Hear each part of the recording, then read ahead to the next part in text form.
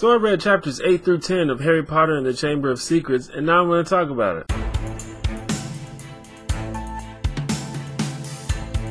So in the first 7 chapters, not a whole lot of stuff happened, but now a whole bunch of shit is going on all at once, so I won't be able to fit quite as many chapters into one video, but that just means more videos. We'll finish this shit eventually. Okay, so there's this guy called Colin Creevey, and I don't know if I mentioned him in the last video. I think I just kind of assumed that he was just a random comic relief type character, but they keep talking about him, so I guess I have to mention him. And that's something that's going to happen in these videos a lot, I think, is there's going to be something that I think is insignificant at first, but later it becomes much more important. So if that happens, I'll just revisit it in the future video. For example, the first Quidditch practice, which actually happened in chapter 7, but I didn't talk about it at all. So anyway, Colin is like a Harry Potter super fan, and he just like follows him around and like tries to take pictures of him and shit. And he follows Harry to Quidditch practice. And if you don't know what Quidditch is, it's basically like the sport that they play at Hogwarts. They fly around on broomsticks and there's balls flying around. It's not that complicated. So their first practice is crashed by the Slytherin Quidditch team, and guess who the new seeker for Slytherin is? Of course it's Draco Malfoy. If you don't know what a seeker is, it's like a position in Quidditch, kind of like quarterback or point guard or keeper. I don't want to really explain the whole entire rules of Quidditch right now, like it's pretty dumb, but the seeker is kind of like the most important role. They have to catch this ball called a snitch, and whoever catches the snitch usually wins the game for their team, thereby making insignificant everything that happened in the match before that. And Harry Potter is the seeker for Gryffindor, and Malfoy is the seeker for Slytherin. And Draco Malfoy, if you'll remember, is the comically one-dimensionally obnoxious rival to Harry Potter. I'm pretty sure in the first 2 books, his dialogue consists entirely of insulting whoever happens to be near him at the time.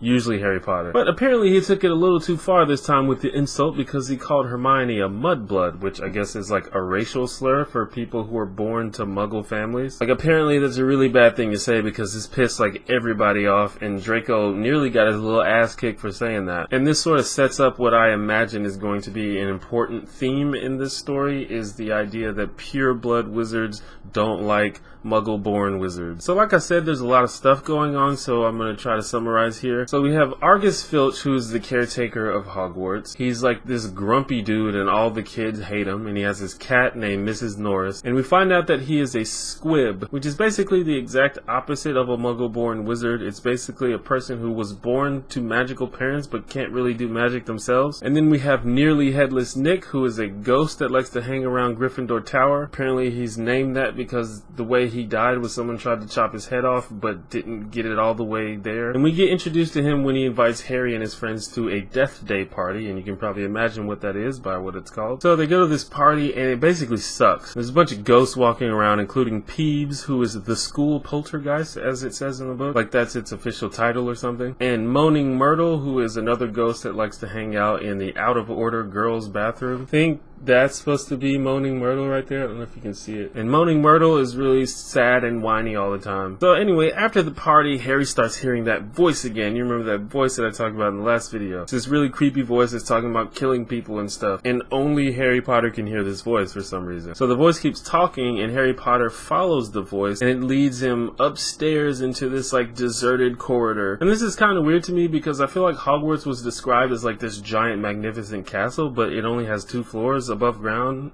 apparently. Anyway, once he gets to the 2nd floor, he finds a message on the wall. The Chamber of Secrets has been opened. Enemies of the air, beware. I hope it was written in all caps like that too. Also, underneath the message, hanging by its tail on a torch, is Mrs. Norris Filch's cat. There's even an illustration of that right there.